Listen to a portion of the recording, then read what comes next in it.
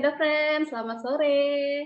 Kembali lagi bersama saya, Dr. Dias dari Estetika Dr. Afadi Duren 3. Seperti skip episode sebelumnya, kali ini saya yang akan kembali menjadi host nih, Keda Friends. Oh ya, selain kita sudah bergabung di Zoom, saat ini kita juga sedang live ya di Facebook. Halo teman-teman yang sedang menyaksikan dari Facebook. Dan kita juga sedang live loh di Instagram. Hai, buat teman-teman yang sedang bergabung di Instagram.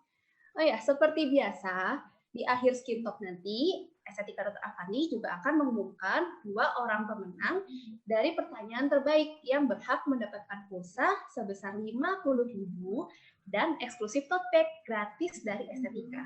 Jadi, bagi teman-teman yang punya pertanyaan seputar tema Skin Talk kita hari ini, silahkan nanti kirimkan ya di kolom Q&S bagi teman-teman yang bergabung dari Zoom, atau kirim juga di komentar di kolom komentar buat teman-teman yang sedang bergabung di Instagram. Lalu jangan lupa ikuti terus Skin Talk-nya sampai habis karena siapa tahu pertanyaan Anda lah yang akan menjadi pemenangnya.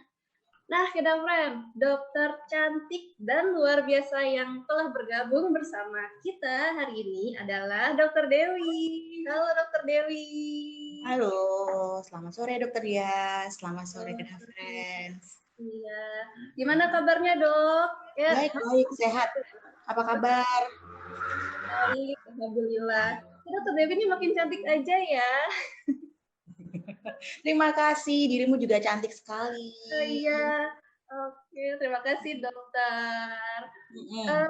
Buat Keda Friend yang setia mengikuti Skin Talk nih pasti sudah kenal dong ya dengan Dr. Dewi. Karena Dr. Dewi ini sudah sering banget ya dok sharing ilmu-ilmu dan pengalaman lewat Skin Talk ya dok ya.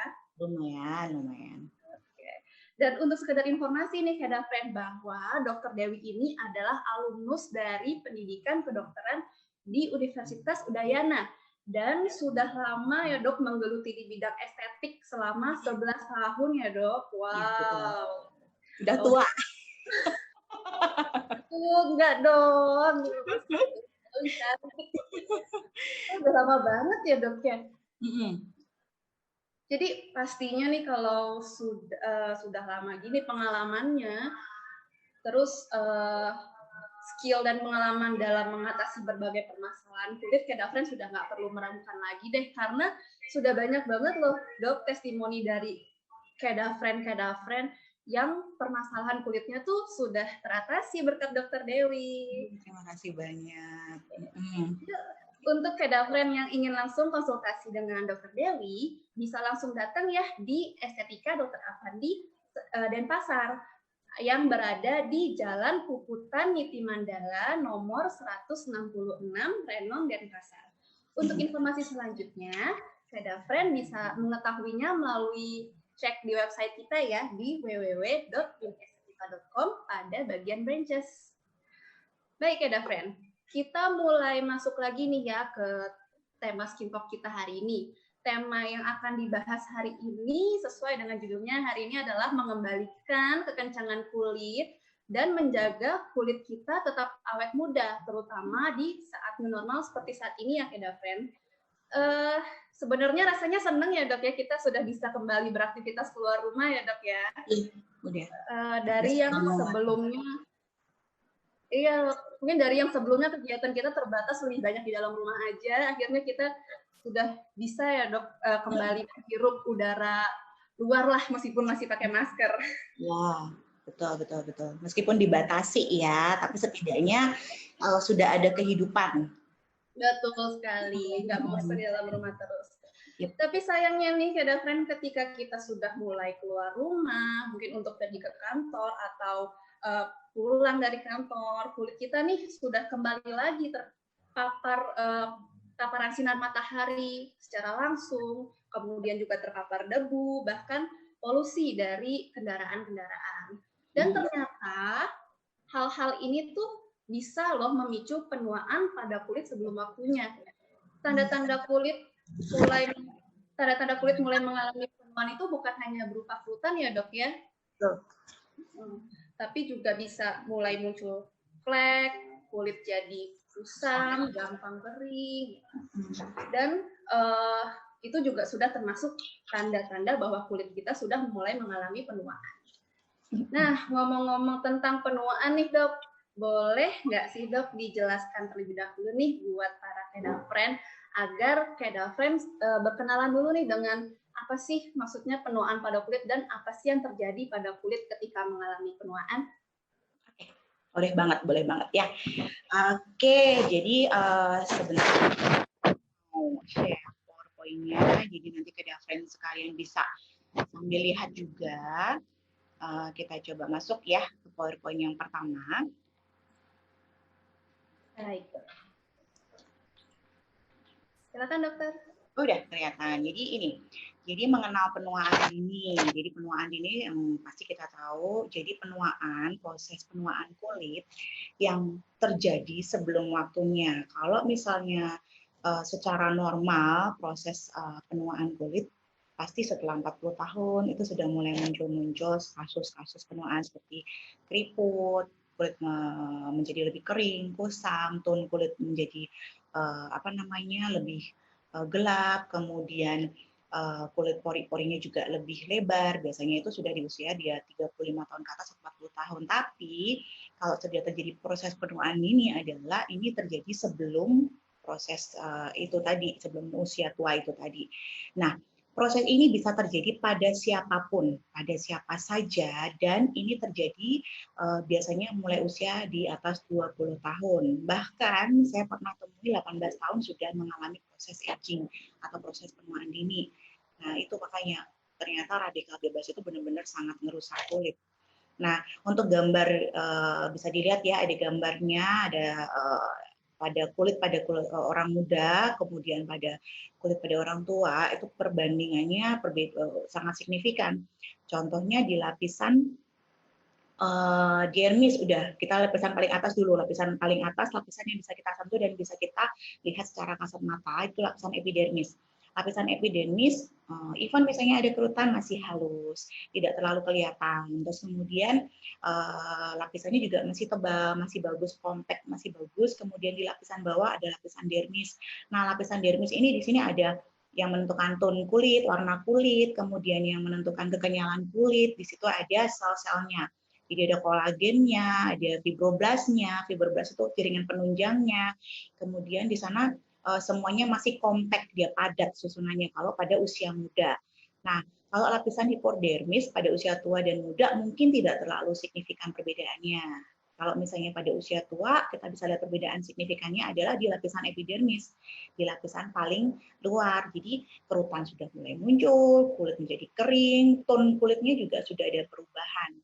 Itu biasanya kasar, semuanya sudah mulai muncul. Nah, itu juga disebabkan karena lapisan di bawahnya juga sudah mulai mengalami perubahan dari jaringannya padat kompak tadi, kemudian mulai sudah terlihat longgar, kolagennya mulai berkurang produksinya, jaringan fibroblasnya juga tidak terlalu aktif lagi, tidak terlalu padat lagi, semua jaringan-jaringan penunjang lainnya juga sudah mulai kosong ya, karena memang faktor usia tadi dan radikal bebas tadi yang merusak bagian-bagian di dermis itu tadi.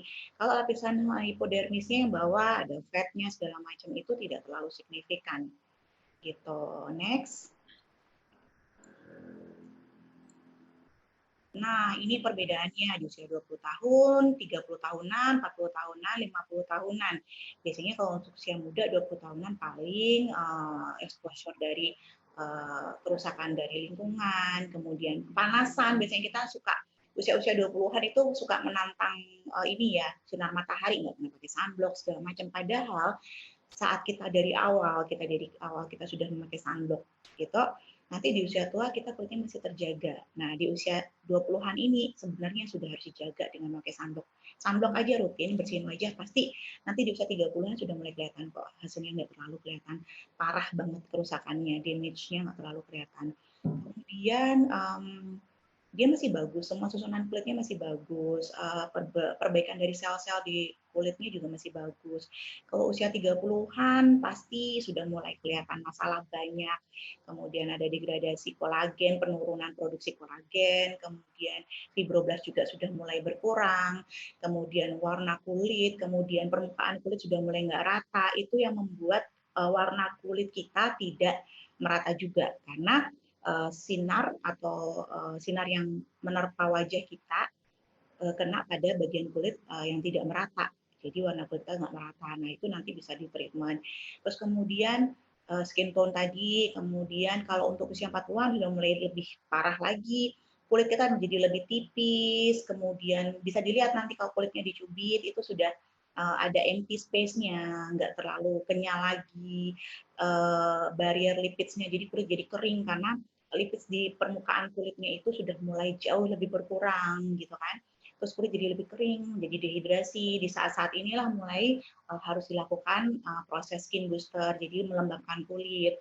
Terus kemudian banyak masalah misalnya mulai ada dark spots, melasma, kemudian dia juga udah ada bayangan-bayangan wajah yang dia turun, ngedrop gitu karena memang prosesnya ada reabsorpsi tulang, kemudian fatnya juga lebih turun, kemudian jaringan di bawah kulit juga semua sudah turun, ngedrop, dan di usia 50-an sampai selanjutnya itu lebih parah lagi, Mas, semakin parah. Jadi kerutannya sudah mulai kerutan yang statis, jadi even kita tanpa berekspresi sudah muncul kerutan, itu sudah kerutan statis namanya, itu lebih parah lagi, kemudian dehidrasi dan sensitivitas kulit lebih parah lagi, lebih berat lagi, kemudian ada garis-garis di sekitar mulut, itu namanya apa namanya yang mulai muncul di sekitar mulut kita, bibir juga mulai kelihatan ada garis-garisnya, terus kemudian sekitar mata juga ada garis-garisnya, kemudian smile-nya lebih dalam,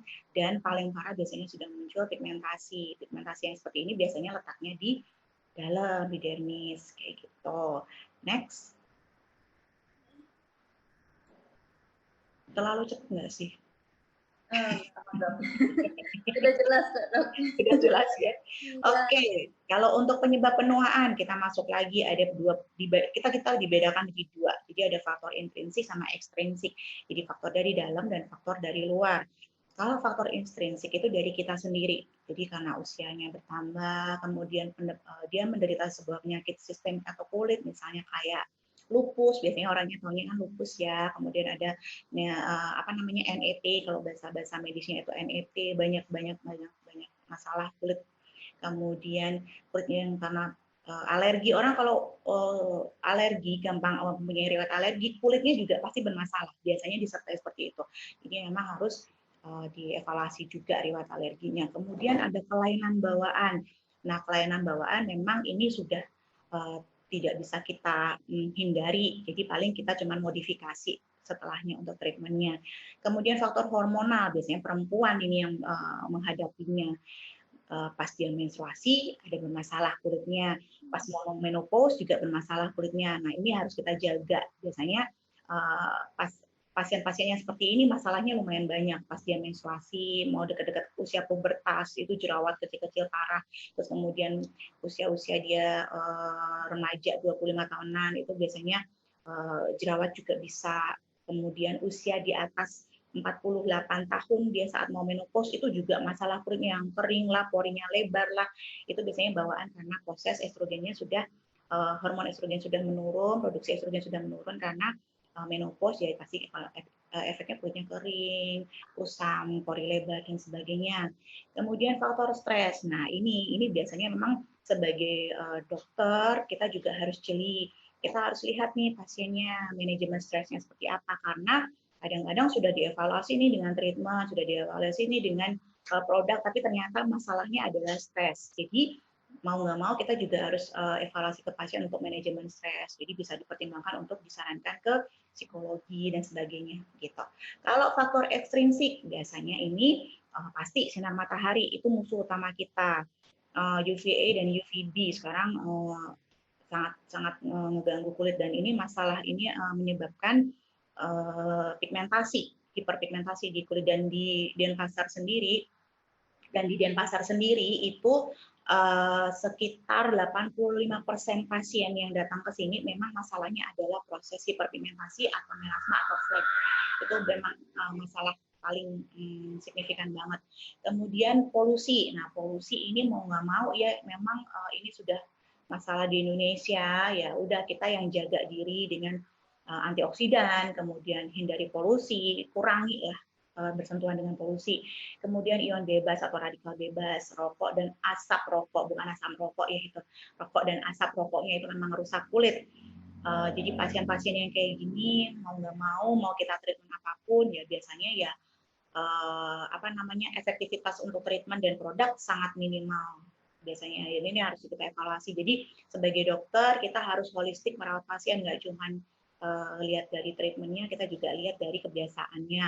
Kosmetik, nah ini juga lumayan banyak karena memang beredar bahan-bahan kosmetik yang tidak ber-BPOM kemudian dijual bebas tanpa online, tanpa konsultasi dengan dokter, mereka beli bebas, tiba-tiba ternyata mengandung merkuri, tiba-tiba kulitnya mengkilat dalam waktu 1 minggu 3 hari, setelah itu di stop langsung hitam kulitnya, atau kalau enggak beruntusan parah kayak gitu. Nah itu baru kadang-kadang datang ke kita, dok ini gimana, itu gimana, ya sudah mau kan ya udah kita rawat. Terus kemudian minum alkohol, mau gimana pun alkohol itu sangat tidak bagus buat kulit.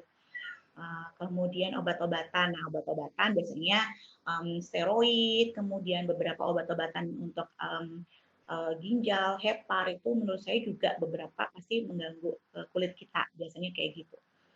Oke, kemudian ada diet. Nah, kadang-kadang program diet yang tidak seimbang itu juga bisa mempengaruhi kesehatan kulit kita. Misalnya ada pasien dengan low karbo, high protein, itu kadang-kadang pada beberapa orang tidak cocok. Nanti kalau high protein biasanya ditambah dengan susu high protein, nanti jadi jerawat parah, biasanya kayak gitu. Itu biasanya mengaruh. Jadi mau kita treatment kayak apapun, jerawatnya akan selalu muncul. Itu bisa kita evaluasi dengan terapi dietnya. Jadi kita sarankan stop dulu diet dengan high protein dan segala macam kayak gitu. Oke, next. Berarti memang komprehensif banget ya dok ya kalau periksa dokter itu.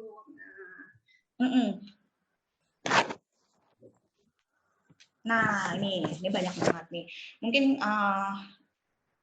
tanda-tanda penuaan pada kulit ya, bisa sambil ngaca, kita juga sambil ngaca ya, tanda-tanda penuaan kulit itu apa aja sih gitu. Satu, biasanya kulitnya kering, tapi nggak semua kulit kering itu ada terjadi proses aging, bukan. Bisa karena pemakaian produk yang tidak sesuai dengan apa yang disarankan dari dokter, misalnya produk yang untuk kulit normal, tapi produk untuk kulit berminyak dipakai pada kulit kering, itu biasanya kulitnya pasti kering. Kemudian kusam, kasar, bersisik. Nah, ini juga bisa tanda-tanda penuaan pada kulit. Kerutan itu pasti. Gitu. Jadi kerutan itu muncul karena otot berkontraksi. Gitu. Otot kita berkontraksi, kemudian sampai di permukaan, sampai di epidermis menimbulkan wrinkles atau kerutan. Nanti bisa dengan treatment, bisa dihaluskan, dihilangkan. Warna kulit tidak rata, sama itu tadi seperti yang saya bahas sebelumnya, itu biasanya karena permukaan kulit yang tidak rata. Jadi sinar datang di kulit kita, dipantulkan lagi, jadi warna kulitnya jadi nggak merata kayak gitu. Terus kemudian yang ada hiperpigmentasi atau flek, nah itu bisa karena faktor usia. Kalau kayak gitu bisa kita lihat sebentar. Nah kalau kayak gitu bisa kita evaluasi kenapa sih bisa kayak gitu. Terus kemudian jadi ada kerutan, kemudian warna tidak rata, kendur, kulit kendur pasti karena kalau kulit kendur itu pasti karena ada proses reabsorpsi tulang, kemudian jaringan-jaringan di bawah kulit juga semua yang akan jatuh, akan drop, jaringan lemak, kemudian ototnya juga semua akan jatuh, makanya menimbulkan kekenduran pada kulit. Kemudian tumor jinak atau tumor ganas pada kulit, biasanya sih tumor jinak atau tumor ganas seperti daging tumbuh di kulit, biasanya karena kulit kering, itu seperti itu.